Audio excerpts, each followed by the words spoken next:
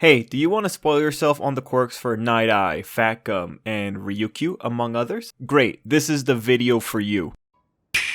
So hey, it's Tripl-L. Here's how the video is going to work. We're going to go through the quirks of the prominent heroes that are popping up in Season 4 of the My Hero Academia anime. We're going to make it fun and also throw in some of the other heroes that showed up in the arc that Season 4 is going to be adapting. So this will be a full video, ideally hitting on all the heroes that appeared for Season 4. For the majority of them though, we're just going to be talking quirks.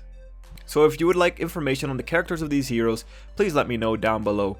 Anyway, let's just get into it, and we're going to start off with the heroine team, starting in with Ryukyu. At the time of Season 4, the number 9 hero and the lady overseeing a group of UA interns. Can you figure out what her quirk is just by looking? Probably not. We don't really see a quirk like hers often. Her quirk is an unnamed transformation quirk that lets her turn into a Western style dragon.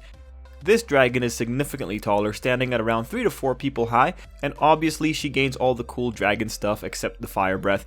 In the form, she is also significantly stronger and significantly sturdier, being able to tank hits from a villain bruiser and being able to take a full power hit from her intern Nejire. Her first panel in the form also showed she had some really insane grip strength. The interesting things about this quirk is that we have yet to see the little things, like the aforementioned fire breath, or if she can sustain a partial transformation, i.e. maybe just producing the scales of a dragon instead of having to turn into a full dragon. And you might be wondering, can she fly? She has wings. Well, in the original Hero Academia manga, it was kind of hard to tell. There's only one panel that you could really see this, but thanks to the Vigilantes spin-off, we do know that yes, she can fly. They made it way more clearer than in the original manga. But keep an eye for this, because maybe Season 4 will add in some extra anime-only material that gives us a little bit more of an idea of what she can do with this quirk. Next up, we're going to look at Nejire-chan. Now, I know she was officially introduced in Season 3, but most of her abilities are detailed in Season 4. That's why I feel okay covering her as a Season 4 hero. Now, for this member of Team Ryukyu, her quirk is called Wave Motion. The absolute basics of the quirk is that she converts her own energy into corkscrewing shockwave attacks. The way they spiral really makes them slow. Now, that's the surface level info. We've seen a few more things that we can use to figure some stuff out when it comes to how Nejire uses this quirk. She uses the energy to fly by emanating shockwaves from her feet. This implies that she can at the very least emanate shockwaves from all her limbs, if not her whole body. This is also one of the first indications that she's capable of delicate movements or delicate maneuvers with her quirk. In other words, she has a pretty good degree of control here. At this point though, we should note that she also has support gear on her limbs. Now, we're not sure if this is costume or support, but given the way she talks, I would bet that this is support. At this time, we do not know what function they serve. We do, however, know that at an output level of 30, which I assume is out of 100, she is able to knock over 2 gigantic villains. In other words, there's a wide range when it comes to the power output of the Vitality shockwaves. And we did get a good example of their power later on, where we see that after being told to give it everything she's got, she hit Ryukyu so hard that they collapsed a road into an underground chamber. One final thing is that you may be wondering, what is her weakness? Well, simple! Her quirk is stamina expensive. One nice side effect though, is that true to UA style, she seems to have trained to increase her stamina reserves. Next up is one of the bonus background heroes on Ryukyu's team. We have next to no info on her, but we do know that she is affiliated with Ryukyu, given similarities in outfit design and placement within Ryukyu's group. Keep an eye out for her in the anime to see if the anime gives her any extra material that could tell us about her quirk. Next, we move on to Team Fatgum, starting with Fatgum. The guy's quirk, Fat Absorption, is really interesting. It is understood as an accumulation and absorption type quirk by different characters. So here's the basics of the quirk as we are told early on. Fatgum's body can absorb anything into it, and we've seen good examples, whether it be a guy getting stuck in Fat's body or an explosion being absorbed into it as seen in Vigilantes. But there's a second little thing going on with it. It ain't all just about the fat. In Fatgum absorbing damage or force, 2 things happen. 1, he can choose to keep the force inside his body and stockpile it for later use. And 2, absorbing the energy depletes his defense fat supply. So with that in mind, what you got here is a quirk that requires fat to do its basic function, and in doing that basic function, the fat gets depleted. making the guy skinny, and then also allowing him the option to counterattack with the force that was initially absorbed. It creates one heck of a cycle of getting fat and then slimming down rapidly and then having to eat and get fat again in order to have the quirk actually work. This property is also what would make this quirk difficult for Monoma to copy. If Monoma tried to copy this particular quirk, Monoma would have to really eat very quickly, get fat in order to actually be able to use this quirk to its full potential. Very interesting little distinction there.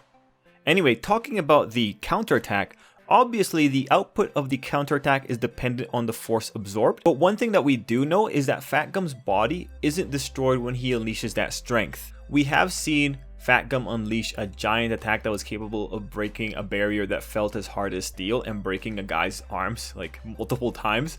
So we do know the guy can at least deliver damage that breaks bones without breaking his own bones. And I have to note that because Hero Academia is the series with a main character who can't handle his own strength. So it's good to know that Fatgum can handle strength that isn't his. And just for the extra record, absorbing the impact from an explosion makes Fatgum really skinny real fast. And in terms of general combat skill, Fatgum is a brawler. He can take a lot of hits. His whole strategy revolves around being able to use his fat as a defense shield and just tank hits until he can finally counterattack. When you see his fight in the anime, I assume it's going to be a pretty epic moment. Next member of Team Fatgum to really dive into is Suneater. This guy is the poster boy for what going to UA can do for your abilities. This is a guy with both extreme quirk skill and extreme quirk scope. It's also fair to say this guy could still be dangerous without a quirk, but that determination is kinda shaky because we can only infer it just because we don't have enough scenes. But in terms of general combat ability, here's what we got to work with. There's some indication that he has a honed body, given that he can coordinate really well. And there's indication that he's really smart under pressure, and there's also indication that he has a really fast reaction time. These are natural abilities that don't come from his quirk. That said, these abilities were used in conjunction with his quirk. Anyway, enough hyping, onto the quirk. The initial quirk info that we get for Suneater is that his quirk is called Manifest, and it allows him to make the properties of what he's eaten re-emerge on his body. So if he eats chicken, he can replicate any part of the chicken on his body. So before we jump into the specifics of the person that Fatgum thinks has the strongest quirk in their raid group, I want to preface it with this is one of the most extreme quirks that we have seen when it comes to detail. Here's the things this guy unlocked thanks to UA training. He got size variability, i.e. the ability to change the size of the stuff he can replicate. He got multiple simultaneous activation, i.e. the ability to have multiple body parts on him, and he got free selection of which attributes of the animal he wants to use, i.e. this guy has extreme precise control. All of these qualities are busted separately and even more busted when you put them together and you think about the small details, and boy did the author think about small details. These abilities together let him do things as big as creating giant tentacles to swing around, or producing a chicken foot and then extending that chicken foot towards enemies using tentacles, or even things as small as combining his muscles with octopus tentacles, or combining shells and carapaces together to make a shield, or even manifesting octopus neurotoxin in his arm. The kid is skilled. What's worse is that he fought really tricky opponents, which means we got a lot of quirk interactions. From his fights, we learned that the stuff he manifests on his body are considered as being on his person, and we saw them being ripped off with his body being normal underneath. So if he has a clam on his hand, someone could rip that off, and what you would have is just his hand without the clam on it. He found this out with the readers. We also learned that he can make the extra parts manifest fast enough to defend himself from a sudden attack, seen when he made shells block a face hit in the last moment. Through his fight, we also learned about the critical part of his quirk, that is the eating part. He can manifest properties within seconds of eating the original material, implying the moment material hits the stomach, it's good to go. Not only that, he's not limited to animals. He ate crystals and reproduced them on his body, implying the guy could produce emerald if he ate emeralds. Or maybe even diamonds if he ate diamonds. We're not done yet. This is still pretty impressive. I previously mentioned that this guy had really good coordination. We saw this coordination when he had a chicken foot. His control of his extra limbs is so precise that he is able to flick a stone directly into someone's face from a long distance to distract them with his chicken foot. That is precision. That is coordination. But yeah, you might be wondering what this guy's weakness is. Well, he can only use the properties of things that haven't been fully digested. In other words, if it's out of the body, it's out of his ability to replicate it. So he has to eat the food every day. You can kind of tell that he meshes well with Fatgum thematically because Fatgum has to eat a lot. He has to eat a lot. Interestingly, you could argue he also meshes well with Kirishima when it comes to the fact that he can up his defenses by producing extra shells around him, similar to how Kirishima can harden himself. Thematically, the Fatgum group's quirks mesh really well together. Now, before leaving the Fatgum team, I want to point you to one of the other background characters. This guy. I have a sneaking suspicion he is associated to Fatgum. Call it intuition. Anyway, this guy's an enigma. We don't know much about him aside from the possible association. Keep an eye out for him in the anime to see if we get any extra information about who this guy is or what his quirk can do. Now we move on to the next team, Sir Nighteye team, starting with Sir Nighteye. This guy's quirk ends up forcing itself into being a big plot device. Night-Eye's quirk is as follows. He can activate it once every 24 hours. For 1 hour after he activates it, he can watch a person's future. There's a lot of small details here. We'll start with what Nighteye tells us. The person's future plays in his head like a flashback frame by frame. The point of view is from somewhere immediately near them, meaning he can only see the person and a little bit of the environment. Nighteye can watch the person's immediate future, such as what they do after leaving a store, or he can see the person's distant future. There was a note though that the further into the future he looks, the harder it is to figure out the exact timing of that future, such that if he tried to look into the distant future of maybe 10 years, he might be off by a year or two. The best way to make sense of that is to use Night-Eye's own metaphor. Like, imagine he's watching a film. He can probably fast forward, but imagine you yourself fast forwarding through a film and then being asked to say where in the runtime of the film you are. It wouldn't be that easy. Now, because this is a time-related quirk, you gotta ask, what happens if Night-Eye tries to change the future? Well, according to him, after a few minutes, the timeline would repair itself, with him describing it as added footage being slotted in. The futility of changing the future really scarred him, and it does say something interesting about the Hero Academia cosmology. Anyway, Nighteye does not have a very convenient combat quirk. I mean, he can definitely use it to watch an opponent's immediate future and predict the exact moves that they're going to do and react accordingly. But once that hour is up, what is the guy going to do? He's hooped. So how does he get around that? Well, he's ripped as all heck, man. This is the man responsible for Mirio being such a skilled combatant. The man developed a fighting style based around predicting the opponent's move and honed it to the point that he can dance with the literal walking death that is Shizaki for an extended period of time. And he was one of the 2 characters that were able to do this without quirk aid for any extended period of time. Also, he has combat stamps. That's amazing. Moving on to Lemillion. Lemillion's quirk is simple. It's permeation. It's simple, but holy, the way this man uses it is masterful. We've seen what this guy could do during Season 3, but Season 4 rocks it up 12 out of 5. The basics of the quirk. Mirio can turn intangible, which lets him go through solid walls and lets enemy attacks slip through him. Not only that, light, sound, and air pass through him, so he can't see, hear, or breathe. His quirk has a safety feature in that if he turns tangible while in something solid, his quirk shunts him out at high speeds, which he was able to weaponize. Now, in case you don't know, this man is sheer skill personified, both in quirk usage and general combat. General combat, he can survive fighting Shizaki for an extended period of time without the aid of his quirk thanks to Night-Eye's predictive fighting style, and with the quirk he pulls off some of the craziest scenes, such as punching a villain in the face while part of his arm is still in the villain's hand.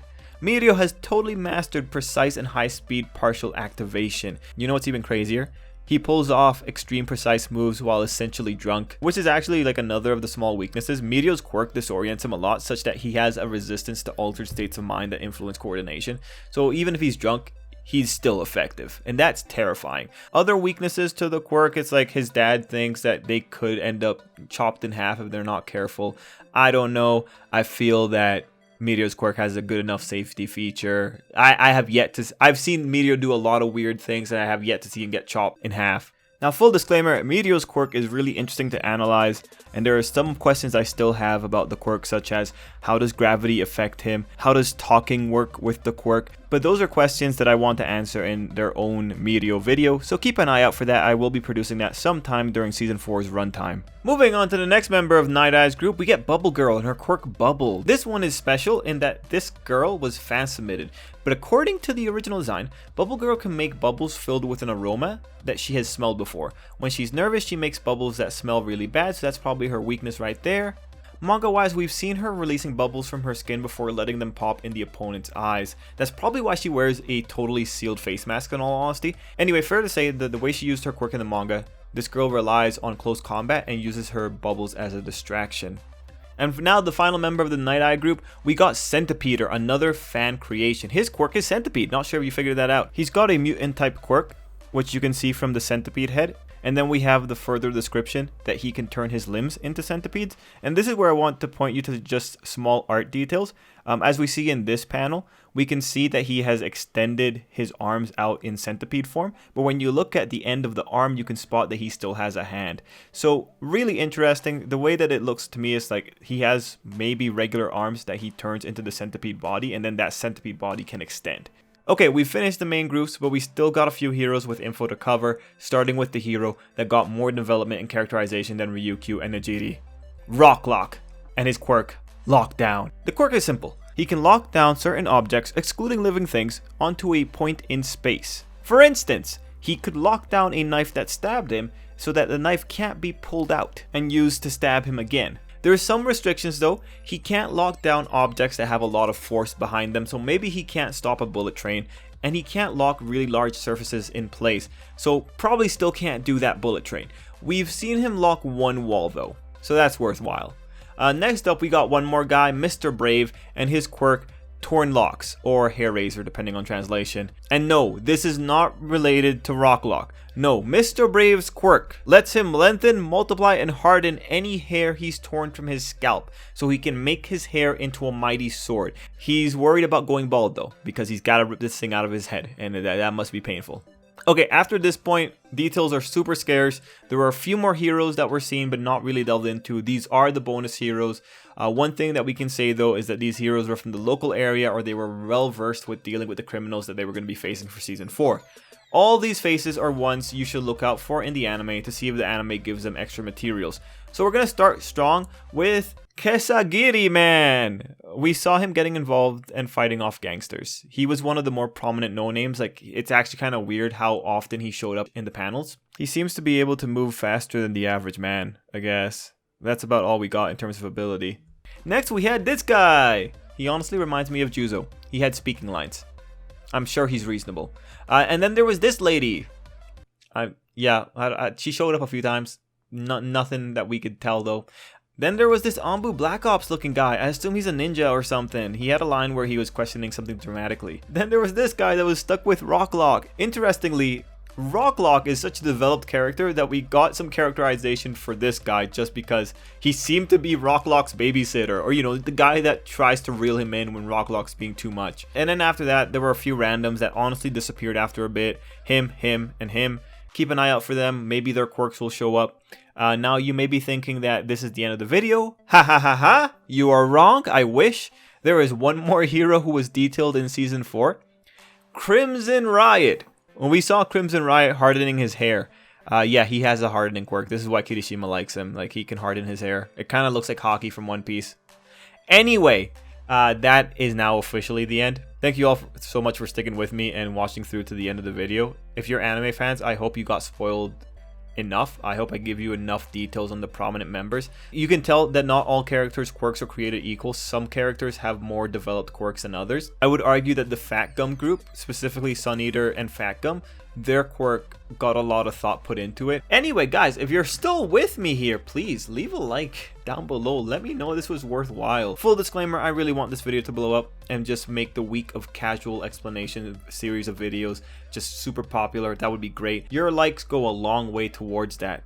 Any hoosers, everyone, thanks for watching, and until next time, I hope you have a great day. I am considering making a video for all the villains that are going to be in Season 4 as well, or at least the ones that I think are going to be in Season 4. So keep an eye out for that, and yeah, till next time.